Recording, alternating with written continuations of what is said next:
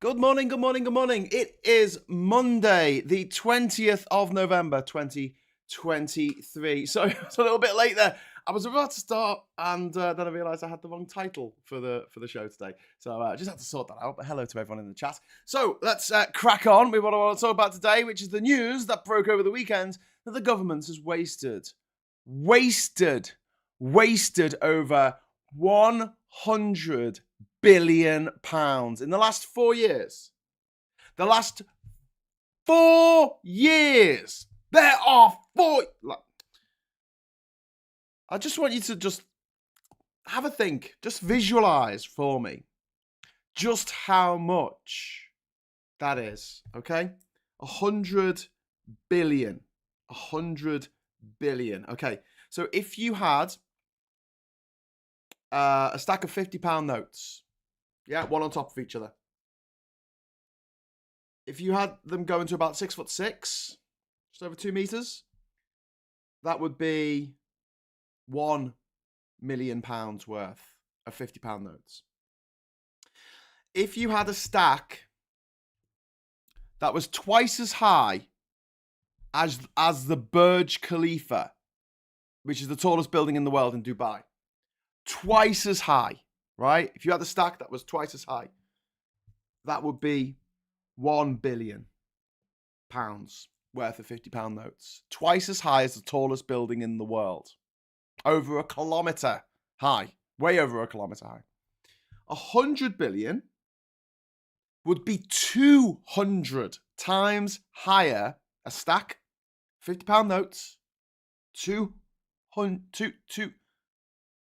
100 billion would be 200 times higher than the Burj Khalifa. And the government has burnt that money. Burnt it. Let's have a look at what they burnt it on. So 1.7 million was spent painting the Prime Minister's planes. 3 billion was wasted on hiring temps to do civil service jobs. Almost 500 million, almost £500 million, blown on post-Brexit customs inspection sites that were never used. Another Brexit bonus. Right there. Don't forget, when we remember the EU, we were making net, even if you consider that the figure that they gave on the side of the bus was true, of 350 million, we were making 1.9 billion a week from our membership of the EU. So we were still making 1.5 billion net as the fact that we were a member of the EU. We're not making that anymore. And that's one of the main reasons why our economy hasn't grown in the time it's taken a child who was born 16 years ago to be able to, what can you do when you're 16? Learn to drive.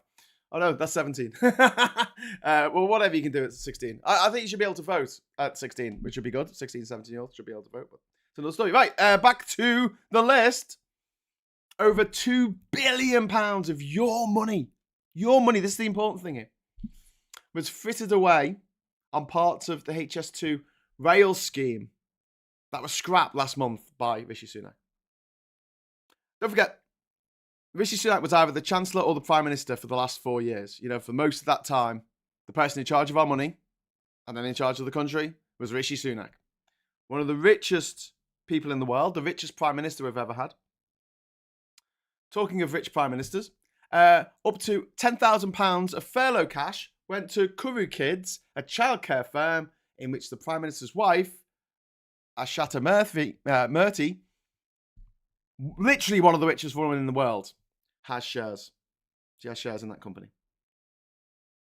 Also includes £35.2 million of contracts won by Centerprise International, whose board includes Michael Keegan, the husband of the then Health Minister, Gillian Keegan. And apparently he had no role in the decision. Okay. If you say so. Right, so let's get into this. So this money, it was being wasted while so many Brits were struggling This data was published by Best for Britain, which is one of our friendly groups that we like. They really helped fighting against Brexit. They're run by Naomi Smith, who I actually did a podcast with many moons ago, along with Zach Thingy from the Greens. Anyway, moving on. So they've compiled the evidence of all this government waste, and this comes at a time that this week on Wednesday we have a budget, the autumn statement, which is going to be made to the House of Commons on Wednesday, the 22nd of November, and in it looks like Jeremy Hunt, who privately educated, of course, never had to work a day in his life, never struggled for money, never had to worry about money. He's talking about slashing benefits for disabled people because we've got no money left. There's two reasons we haven't got any money left. One, the economy hasn't grown in 16 years. Two, the government's wasted billions of pounds. Now the government will come back and say, but there was an unprecedented situation. There was this COVID, and then there was the invasion of Ukraine. Well, ladies and gentlemen, let me just let you know that when this same study was done last year, the figure came to 70 billion. So 30 billion has been wasted by this government in the last year, when we're not still in the midst of a major pandemic. Obviously, COVID is still around, still exists, but we're not in the midst of a major pandemic anymore. And the war in Ukraine seems to have fought itself to a little bit of a standstill. Not much has happened since the big territorial gains that Ukraine made a year last September. So, it's been a while. Talking of Ukraine, I'm going to Ukraine next week. I'm going to be going to Lviv to deliver presents to kids who have lost family members or even their parents in this horrific conflict. They'll be going to Kharkiv Oblast, which is an oblast that is literally on the front line pretty much of what's happening in Ukraine. So if you want to chip in for that, it is UK2, number 2, UKR.com. Really easy to remember. UK4, number 4, UKR.com, and you'll see details there of how you can help out. We're going to take 200 boxes of Lego and Playmobil and Duplo to children, mostly aged between 2 and 8 in Kharkiv. We're working with a network over there who will be able to distribute them to the families, to the children. And it might be the only Christmas present they get this year. So if you could contribute to that, I'd be really grateful. At the same time, I just want to say how frustrating it is to see the government wasting £1.7 million on painting the effing Prime Minister's effing planes when there's children who aren't going to get a Christmas present this year in Ukraine. There's children in this country who won't get a Christmas present because their parents are spending all their money that they have on heating, food, trying to just pay the rent. Oh, and by the way, if you are struggling this year, please don't be given to our charity thing. We'll be all right. There's enough people who have got money who will contribute to it. Don't feel pressured into doing that if you haven't got the money and you can't afford it. Also, just top tip, this Christmas, like literally everyone's struggling. If someone doesn't get you a present, it might be because they really can't afford to get you a present. So not for your immediate family or anything, but for your extended family, your friends that you only see once a year, maybe we should calm down on the old present buying this year, because people feel obliged. They get a present, they feel obliged to get you a present, etc. So just have a think about that. Anyway, so back to the Tories. Someone said we complain too much about the Tories on this channel and don't do enough building up Labour. Well, if you want to watch Phil's shows on Sundays, he puts out a show every Sunday called Labour Vision, and it sets out Labour's policies on various things. Yesterday it was about Gaza, so it's well worth Gaza. It's well worth watching. But yes, Sarah Davis is saying in the chat they'll blame Labour like they always do. Yeah, it's always Labour's fault. It's funny that, isn't it? It's like an abusive husband who says, "This is always your fault. It's always someone else's fault." They're not very nice people. Richard says 140 million was wasted on Rwanda. 100 billion has been stolen, unaccounted for, not wasted, stolen. That is just unbelievable. So 140 million pounds for the Rwanda scheme. That hasn't taken a single refugee to Rwanda, nor will it. And they're still spending money on it. Absolutely unbelievable. John Burrow says, test and effing trace, dildo Harding. Yep, indeed. The wife of John Penrose, who was a Tory MP, she's privately educated, of course. So is John Penrose. It's almost as though these things go hand in hand, corruption and going to these schools where they're taught how to be incredibly arrogant, to fake it till they make it. And my dealings with these people in my life, and this doesn't go for everyone who went to private school, because obviously some of them are good eggs, but a lot of them, they think that their belief in themselves, which probably isn't helped by the more than often a cocaine addiction, that their faith in themselves is just insane. They have no doubt at all. I don't know if that was drilled out of them in school or whether it just comes from being born into money, but they have no shame either. They have no worry about what if this goes wrong, because they don't care what anyone thinks about them. And people say, oh, you shouldn't care what people think about you. And I think, actually, no. To some extent, yes, you should care what people think about you. Because if everyone thinks you're a dick, there's a good chance that you're a dick. Elon Musk. But there you go. But yeah, so it's one of those things that you find with a certain type of education leads people to be insanely arrogant, and they can do no wrong. They fake it till they make it, and they spend the whole lives making it till they make it. And one thing I'll say about it is, obviously there are exceptions, and there are lots of people who went to state school who let you down. But in my life, and this is just my experience, and I know people are going to say in the chat, Graham, stop slagging off private school people. They're not all bad. Probably people who went to private school are going to say that, or send their children to private school. It's fine. Look, some of them are all right. In my experience, the people who have led me up the garden path and ended up costing me a lot of time, and sometimes a lot of money, and sometimes a lot of heartache, because they've gone, oh, wow, we're going to do this. It's going to be amazing. And then they don't follow through because they don't actually know how to do it. They just all talk and no trousers. But that's what they know how to do. They know how to big themselves up. They know how to go, yeah, I'm the best at everything. Oh, I can do this. I can do that. Whereas the rest of us are crippled by, I don't know, humility, imposter syndrome. Or, these people don't have anything approaching imposter syndrome. Boris Johnson, he thinks he's the world king. He still does. In his £3.7 million mansion that he now lives in, after murdering countless human beings in this country through his absolutely appalling handling of the COVID crisis, and the fact that he was partying every night in Downing Street. And anyone who still votes Conservative now, they need to talking to. They really need. If you got someone in your family, can you play them that clip of it's resurfaced recently? It was a woman who called in to a BBC radio show. I think it was last year, or it might have been early this year, but it's kind of resurfaced over the last few days. If you go on Threads, if you go onto my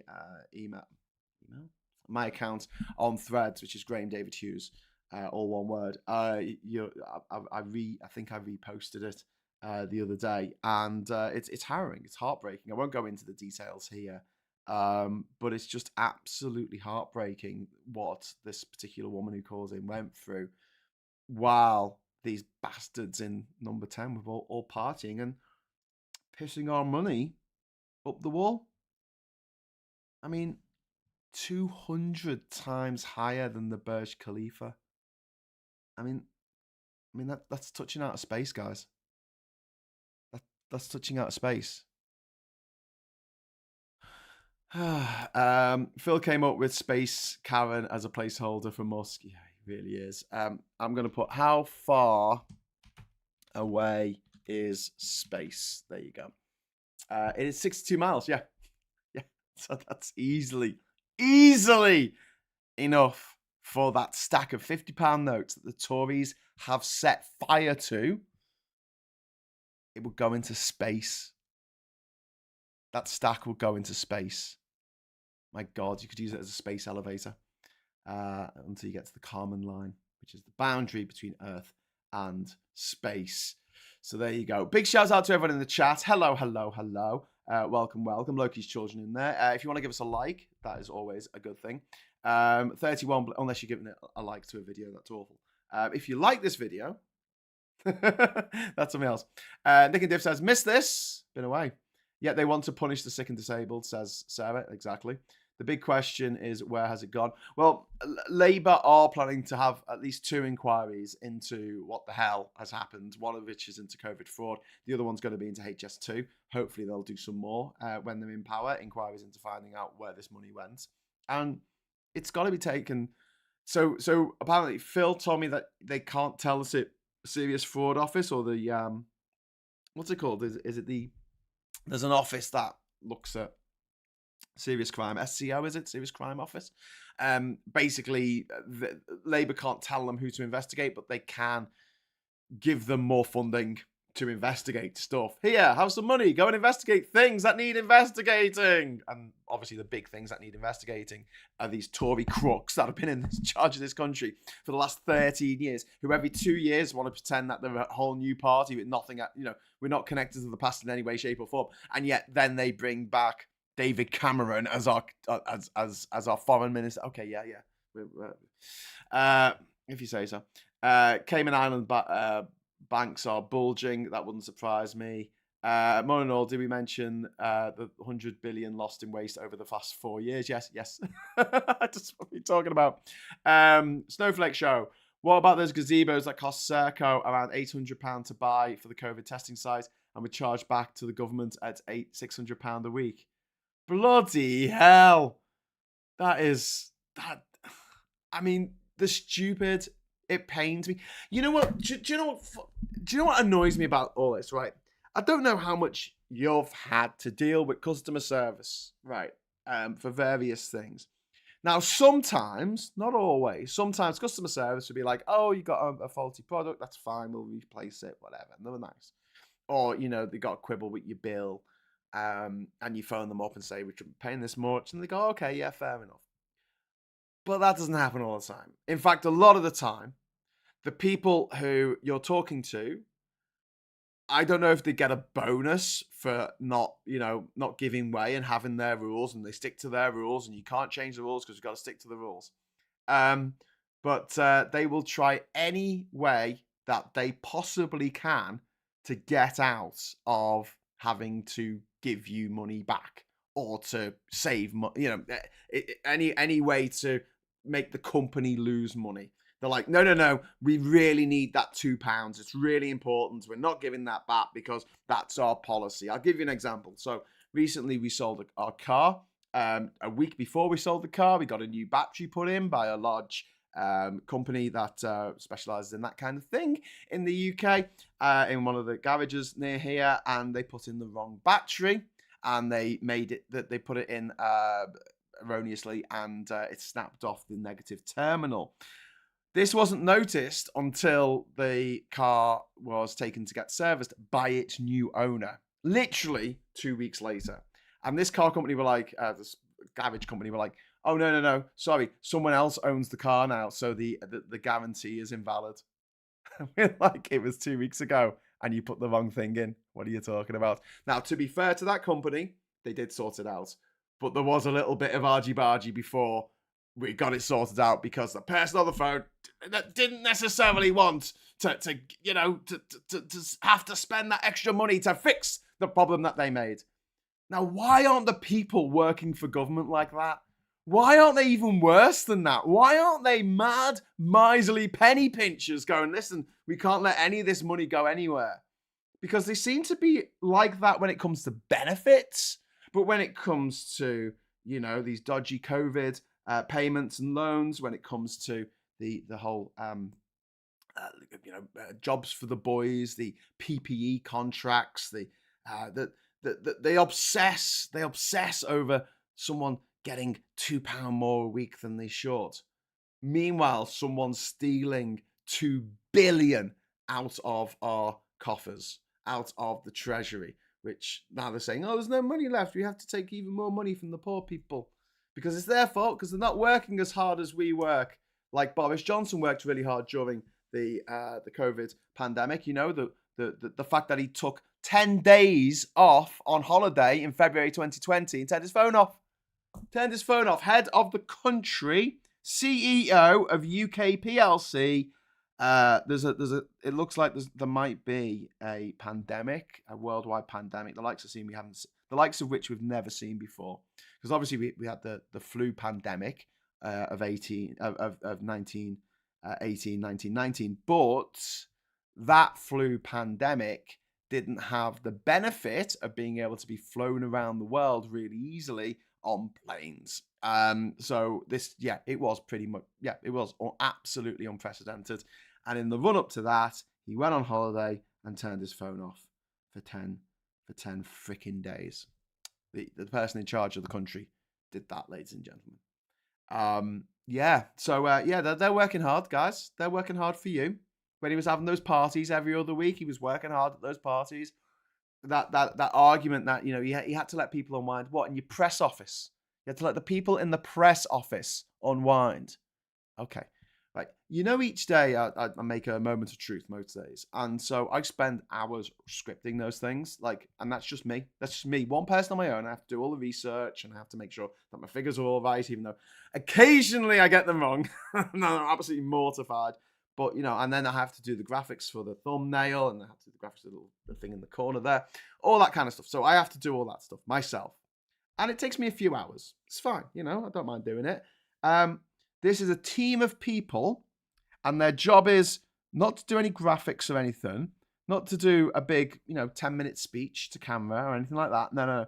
They just have to write one side of A4. One side, A4, right? Probably double-spaced. As a press release to tell their client journalist friends at the Mail and the Express and the Sun and the Tory Graph and all the other crappy right-wing newspapers that we have to put up with in this country, to tell them what they want their voters or the people of the UK to think about what the government's doing that day. That's it. And they have a team of people. And that was so stressful. That they had no choice but to unwind every Friday and have Wine Time Friday and socialise and have wine literally every week. Wine Time Friday. Unbefrickin-leavable. Thank you very much for the super chat. Anglo-Norse. Awesome person. Notice how no one is surprised at the waste/theft of so much money. It's almost as though it's expected because Tories. Indeed. Purity Vendetta says, simple fact, it's time those who hold huge power must be held to higher standards than we ordinary folk, much higher standards. Yeah. Why are we allowing them to get away with murder? Why do we have two streams of the law? The law should apply to everyone across the board. And this is one of the reasons why the Toffs want to get rid of the Human Rights Act and why they want to get us out of the European Convention on Human Rights. Why do they want to do this? Well, because they don't care about human rights, because A, they're not human, and B, even if they were human or slightly human or half human, they wouldn't be arsed by that because they've got the money not to be arsed by it. It's not a problem to them. If you've got the money, human rights, you've got the money to make any problem go away. Whereas the rest of us, we kind of rely on stuff like citizens' advice, like being able to sue in a small claims court, like being able to, have a work tribunal if you're being discriminated against at work. They want to do away with all that. What you're being discriminated against? Just go get a better job. Millions of people in this country are working jobs that don't pay enough to actually allow them to live. And so we top up, the taxpayer tops up that money so that the shareholders in those companies can earn more money in their investment, in their share portfolio. We're making already wealthy people wealthier, while people at the other end of the socioeconomic spectrum have got it worse than ever for the last 50 years. And one of the big things when people go on about the past and go, oh, well, when we was growing up, we had condensation on the windows and one lump of coal between, 10 families. Things got better. Things got demonstrably better. You could see how much wages went up between the silent generation and then the boomer generation. It just went up massively. Between the boomers and Generation X, it didn't go up much. Between Generation X and the millennials, it's gone down. Between millennials and Generation Z, it's gone down even more. And I was talking about this over the weekend because have you noticed how there are certain things like budgets that have been put in place in the 1990s when they kind of made sense? And I'm thinking here about mileage for your car if you're working, also accommodation and buying food if you're working for a company. Those budgets haven't changed. Not in all cases, but in a lot of cases, those budgets haven't changed. So if the accommodation budget was, say, 200 quid in the 1990s, get somewhere, pardon me, you get a hotel in central London for that. It probably wouldn't be that great, but you would be able to get one. Now, that same amount of money, and you'd be able to get some dinner, and maybe you'd be able to get a drink if you're allowed to, and then you'd be able to get breakfast in the morning.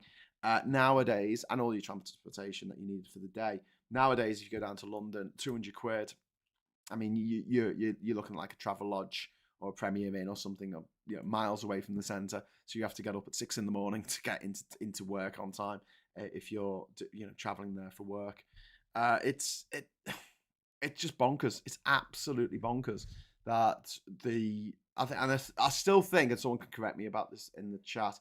But I still think you can claim it was 40 pence a mile. I think it used to be in the 90s for your mileage if you're traveling for work. I think it's still 40 pence. Someone check that, but I still think it's 40 pence, even though the price of literally everything has gone through the roof, and yet the budgets have stayed the same. They stayed in 90s budgets. It's just some examples of it really irks me when older generation types, and not all older people, obviously, a lot of older people are awesome, like my mum, but some older generation types wang on about how difficult they had it, and they seem to think that people now are living on easy street, and they're really, really, really not. AB says 45 pence, I think. Well, that's gone up loads. £200 would just about cover the travel costs to London from where I am. Well, yeah, again, Patrick, so if you're traveling for work, a lot of time you've got to find those cheap deals for the train, the type that are non-refundable, even though it's like 100 quid, 200 quid, it's non-refundable if you miss the train. And and the budget for the transport hasn't gone up. And it's just another example of how life now, the cost of living has just spiraled out of control, and yet the government have been busy partying, wasting money. That's it. That's the two things that the Tories are going to be remembered for: partying during a pandemic and wasting our money, wasting our time. We don't have that much time on this planet. We're here for a good time, not a long time. And the Tories, man. Anyway, before I go, because it is 2 minutes past 10, so I'll let you go in a moment. Sorry, I just need to do something here because otherwise it's going to go all horribly wrong. Right, okay. So just the newspapers, because I just wanted to show you. Chancellor, you must honour a pension pledge. They know who their readers are, don't they? Apparently it's going to get cold at Christmas. There's a horrible man there on the front cover of the Times. I'll go past him. There's a horrible man on the front cover of the Mirror. That's Rich. Chancellor who urges to show restraint on paying rises. Sees rent at the flat he owns rocket by 18%. So he bought a flat with his wife and he rents it out, and he's set the rent up by 18%. And the Daily Mail wants to know, are we really on the brink of a real tax cut? What, to inheritance tax? They know who their audience is, don't they? It's like they want to tell people who read the Mail, are all generally male over the age of 50. When you die, the government's going to take all your money, and you got to stop them doing that. Give it to the cat's home instead. And then Israel on the brink of hostage agreements is on the Daily Telegraph. That's to do with the fact that Qatar reckon that they are in the final stages of negotiating a settlement with or deal with Hamas to release the hostages that they've taken on October the 7th. Tax cuts are for business priority are my priority. Sorry, tax cuts for business are my priority, says Hunt. Honestly, businesses don't really pay that much tax. I mean, it's not a big thing. I know it brings in a lot of money overall, but really, a lot of businesses say they don't make money, so they pay bugger all in tax. It's not like income tax. It's not. And then pressure mounts on OpenAI board to reinstate Altman as chief executive to do with the Silicon Valley war that's going on. 16 years in prison for stealing a bike with no hope of release, which is about the fate of just one of 3,000 inmates trapped in prison serving indefinite jail terms, which is nice. By nice, I mean horrible. TV, comics, sex assault interview, and then the brand is on the front cover of the Metro. The point that I was going to make is none of these stories are following up on the breaking news of the weekend, the story that I was talking about on this show. £100 billion wasted by the Tories in the last 4 years, guys. In the last 4 years. Thank you very much to Nigel Davenport for the 20 Aussie dollars. Cheers, mate. Good day. Right, I'm going to head off now. What's that? I watched Led by Donkeys video on Hunt. Pure greed, as you'd expect. Oh, absolutely. It absolutely is.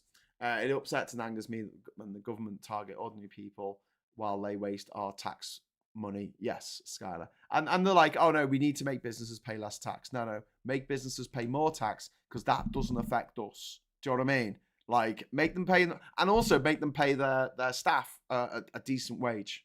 There you go.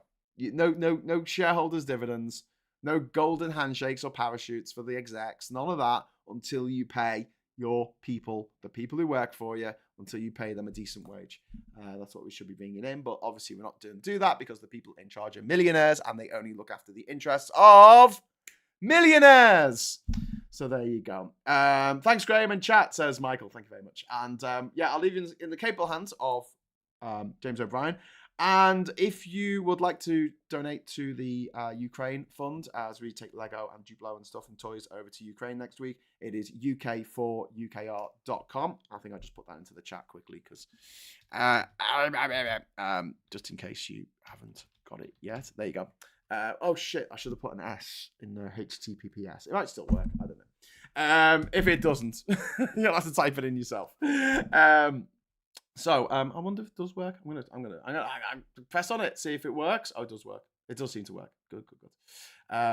Cool. So I'm gonna go over to the Discord server now. If you are a member of our team here, the YouTube membership team, or you're in our Patreon group, please feel free to join us on Discord. The links should be available to you if you have a look at the notices that are only available to members or patrons on the posts that are only available to them. There should be a link there. If you can't get through, just send me a message either through YouTube members or through Patreon. I should be able to get back to you. If you're really having trouble getting in touch with me, if you go to grahamdavidhughes.com, there's a contact form at the bottom of the page, which you can use. Actually, there's a contact form at the bottom of UK for UKR, which you can use, and that comes to me. So if you want to send me a message privately, you can do that way. Okay, so I'm going to head over there now to listen to James O'Brien, and I hope to be back tonight with the swear jar, but I haven't got anything confirmed yet, so I don't want to say it's definitely going to happen until I know it's definitely going to happen. But if I am back with the swear jar tonight, it will be at 8 o'clock. So until then, thank you so much for watching. Thanks for the super chats. Thanks for the chat. And until next time, I'll say hello, good evening, welcome, and goodbye.